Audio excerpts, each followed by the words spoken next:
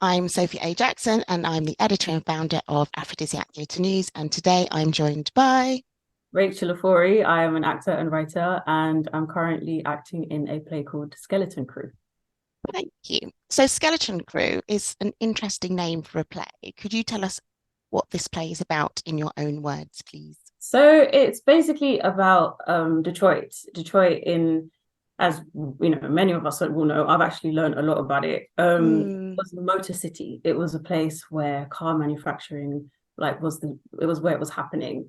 And as a result, it was called Motor City. And after that, Motown Records was started in Detroit, and it was called Motown Records because it's Motor City, which I didn't know. So it was like, Oh, I didn't know yeah. that So either. so basically, the car manufacturing, all the plants, the factories in Detroit were like the economic boom of Detroit. So there was this kind of like crazy revolution around, the automobile in Detroit. And what happened around 2008, or, in the 2000s, actually, there was a huge decline as companies were starting to outsource work for cheaper labor in places like, Mexico or Japan or Hmm. China. And also as machinery became more efficient than people, so they just didn't need as many people, and a Ah, lot of factories started to close. So the one that we are watching in the play is yeah, basically a factory on the brink of closing, and the skeleton crew, it's the crew that are that's left, left. Yeah, the bare right. bones that are left Okay. as yeah, so that they can get to the end of production before the factory closes. And you play Shanita. Can you tell us about your character?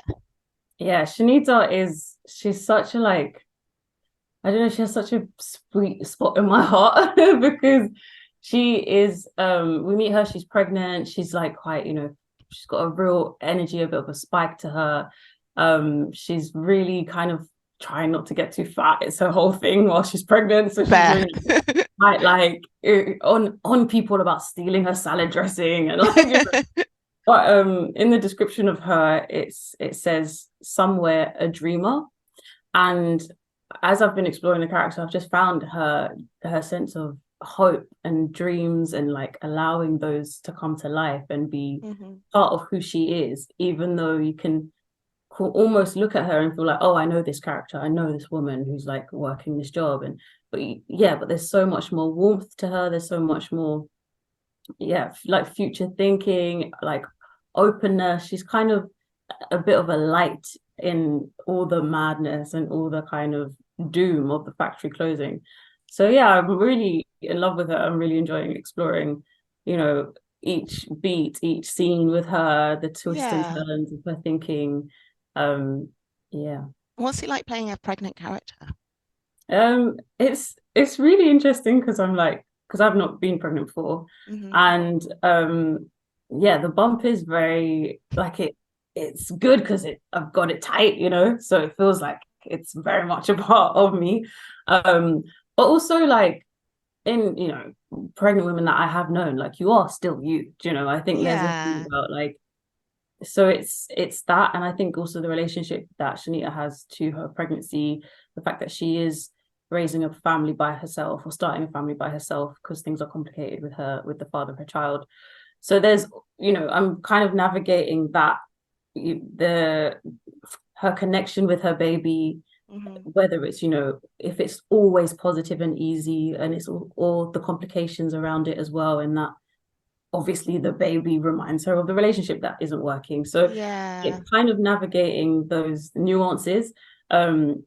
And I think just having the time in rehearsal to do that. We also have a movement director. So I've been asking her, like, just keep your eye on my movements. Yeah. Because yeah, the character's in her second trimester. So it's like, and she was saying to me today, actually, second trimester is kind of a time when you have lots of energy, So Mm. it's like you kind of come through the phase of maybe a bit of nausea, and now you're kind of like, okay, and I think so, finding that and that movement and that kind of consistency, but also the nuance of like how she feels about being pregnant in each stage in the play. And have you been keeping the bump on when you're not in rehearsals? Just because Sometimes have you kept it on the tube to see if you get a seat? I know who was saying that. Another actor cast member was saying that. Toby was saying that you could get free food or You something. He was like, definitely should I keep was it on. like, No, it's only sometimes. Like sometimes at lunch where I'm like, oh, it's actually so nice. Like, yeah. Also because I found one that like fits me and like feels comfortable. I think I went through like 3 bumps. Oh, really? Yeah, because I think the first one the director didn't feel was like showing enough, and then the second one, I felt like I just wasn't tall enough for it. It was like for Oh, someone with quite a long torso, or maybe I don't know, I just couldn't get it to feel comfortable. So I found one that's like my baby. oh, that's very cute. Can you tell us about some of the themes that resonate with you that are in the play? Um, there's oh God, I think around the notion of survival Mm, and how community comes together when things are like on the brink of collapse. I just feel like, especially now in the world that we're living in, we've got a backdrop of so many terrible things, whether it be wars or cost of living or whatever. And yeah, I think the power in this piece is how they come together and the things that they do to look after each other, whether it's to get in the way of one person so that the other person can kind of survive or get out of a situation, or whether it's mm, keeping secrets from a group, or all these kind of decisions that looking from the outside in you might go, well, why would you do that? Or just kind of throw them to the wolves. It might be easier that way, like all the way in which people navigate trying to look after each other. mm, And yeah, and community, and like when you're driven by wanting to hold something together, which has so many external elements making it fall apart. I think that as a theme around community really resonates with me, just because of how much I'm looking around right now and see how hard it is to maintain mm. in our current world. Thank you. And my first encounter with you was with your play Flip, which is one of the. It was last year. I think I saw it last year. So Yeah, yeah, it was one of last. my the favorite things that I saw last year at Oh, Soho cool. Thank you. Theatre. So are you writing still? Yeah, I'm writing, like, I mean, it kind of moves between, whatever's happening. But I'm Yeah, currently writing for some television, amazing. which is quite cool. Are you And allowed to say what that is? I don't know. So maybe we'll just like Not. not. Yeah, fair enough. but, but yeah, I'm kind of like, whatever's going. Like, so I'm working on TV now. I have an idea for a solo show kind of percolating. For you? Yeah, solo shows have kind of is I owe my career to solo Mm, shows because that's kind of what got me started on the writing and the acting, really. Actually, I kind of wrote something and performed it myself, and it just kind of worked as a showcase of what I can do. yeah. So yeah, I'm kind of excited about trying to do something intimidating for myself, wrestling with themes of like femininity, and yeah, and also, I mean, this is a real tangent, but like basically I'm very interested in.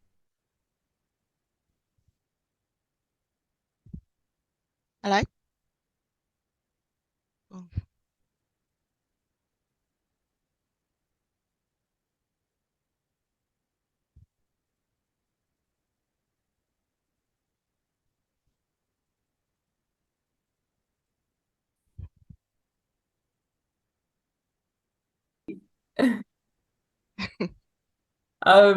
So yeah, I've just been looking at, the things that humanity is being confronted with right now, whether it be climate change, cost of living, like, Mm, you know, lower levels of like, what was I going to say? Like, yeah, current living standards are reduced to from what they were before.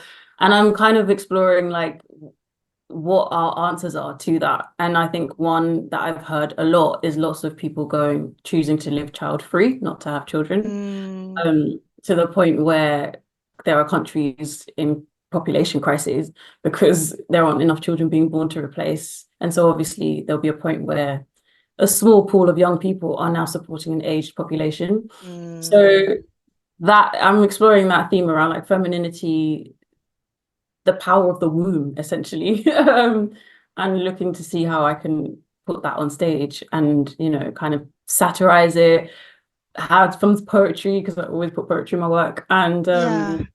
yeah, and just kind of play and like throw ideas at the audience around like humanity and our numbers and what we're here to do and the fears around our collapse. Those are some heavy subjects, I but know they're so heavy, and I'm but like, I'm still excited to see what you would do, because with Flip, it was just so cleverly done. It was, I mean, it was a massive subject matter, but the way, and it was very dark, yes, but you managed to bring some entertainment there, and also it was just really timely as well, just because of what is happening with AI, and it's also quite scary, but it was really, Mhm. yeah, it was really brilliantly done. So congratulations on that as well. Oh, thank you. Yeah, it So was really we always have our quick fire questions, so you don't get to think much about them. Just the first okay. thing that comes to your mind. What's the favorite theatre space that you've worked in ever? Oh, I really enjoy the National. Okay. That was great. Oh, that was Three Sisters, wasn't it? Those Three Sisters. But then there was Yeah. also Space Old Fire Station in Oxford, which Okay. was really great as well. Really great space. Thank you. The earliest memory of going to the theatre and who took you? Oh God. Uh, I mean, maybe school, Mm-hmm. but the first thing that came to my mind was like my dad taking me to the circus. I mean, Okay, that counts. That's a theatrical I was performance. really young, really young. I was like maybe like 4, anyway, but yeah. Thank you. The person who you would most like to come and see Skeleton Crew on press night, dead or alive, if you could Wow. choose anybody. I could choose anybody. I'd like I'd like my brother to come. Yeah, he's not with us anymore. I'd like him Oh, to I'm come. sorry. Okay. Okay. Um, and why should people come and see the show? Um, because it's so relevant to what we're dealing with right now, even though the vehicle, no pun intended, is is around factories and car manufacture. But yeah, the ideas around community, the ideas around like economic growth and like anything, we pursue economic growth regardless of what comes in the way of that. Like all of that we're kind of facing right now. But also it's like about people and they're funny, like it's set in a break room, so you're getting the banter of characters. There's a little bit of a love flirtation situation happening, so it's like there's jokes, there's banter, but there's also moments of heartbreak, and it's just people being people, like complicated and funny and full. Thank you. That's it for my questions. Was there anything else you'd like to share with us?